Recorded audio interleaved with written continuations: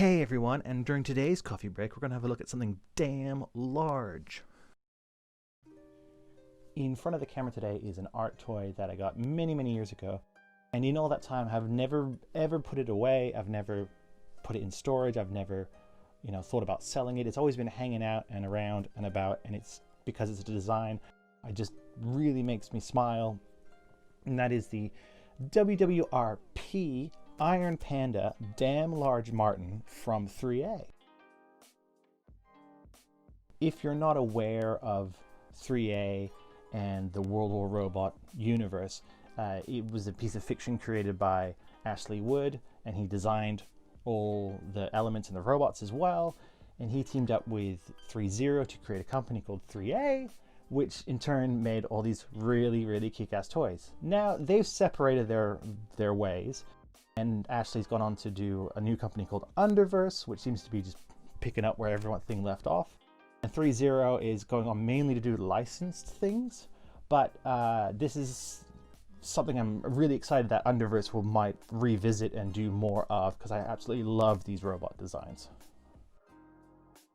Now this robot here is a variant of the large Martin called the Damn Large Martin. And the big difference here is effectively the Damn Large Martin has two guns, 1, 2, and it's effectively a walking tank. And the regular Large Martin has one big gun. Hopefully right now I'm putting up some pictures of a Large Martin that I used to own that I very much regret selling, which was the big red Large Martin.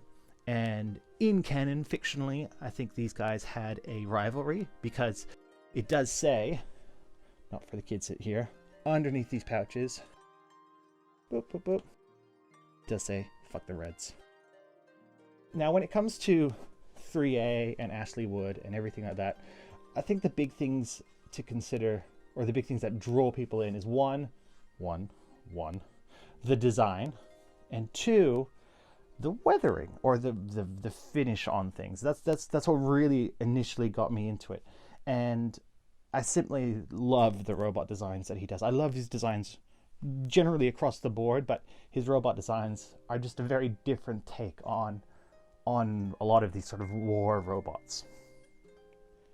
One of the things I love about Ashley's designs with robots is the very practical nature of them. There's no unnecessary bits. Everything is really sort of simple shapes and very pronounced and very blocky, for lack of a better term. And yeah, as someone who just appreciates that sort of brutalist design as is one of my favorite things with my work that I do, I think this really falls in line with that. And it is a reason why I always love these big chunky robot designs that he does. It's a reason why I love the squares that ThreeA used to do.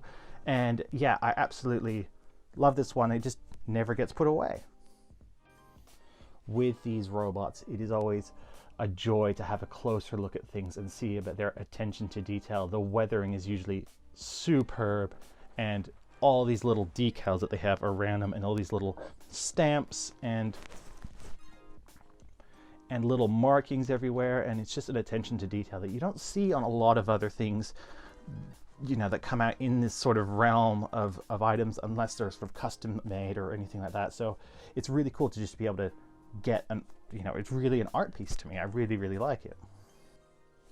One thing I do enjoy about a lot of the Ashley Wood stuff, or a lot of the ThreeA stuff, is sort of the attention to detail with the soft goods. You have a robot which is carrying backpacks, and what's in the backpacks, is it for troops, that sort of stuff. And it is something that I really appreciate having on there. It really adds an element to it. And there's little hidden details behind the bags and everything. So yeah, it's just something that I really like. And I am sounding like a fanboy right now, I believe, and it might be the case, I don't know, but it is something that I really enjoy. It's something that has never gotten old to me, with different phases, the different things that you like. This I've always been very intrigued with, and I've been very excited to see new things and old things and things that friends have collected, and photographs that people take with them. It's always really interesting.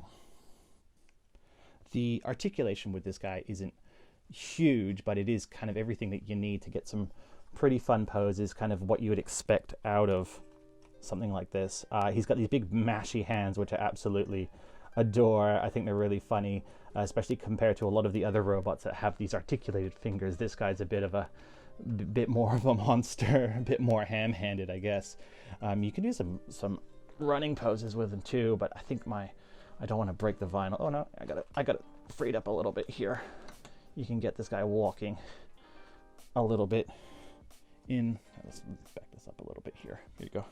Get some walking poses a little bit out of him, and yeah, it's a really, really great toy that I just like having around. If I was to keep just one or two with things, it would be robots like this. This is definitely one of the few that I have permanently out on display. So yeah, I really appreciate it. I look forward to what Underverse is going to do, and hopefully they can bring out something, revisit sort of these designs, or do maybe an updated version of it. Doing a little size comparison for you guys, we can see Large Martin here with a 1/12 figure on the left and a 1/6 figure on the right. So the 1/12 one is your average action figure size, a 6-inch scale figure, and that's what it's meant to go with. It is a WWRp, which is a World War Robot portable, which is shorthand for saying it's 1/12 scale. So I'm gonna zoom up a little.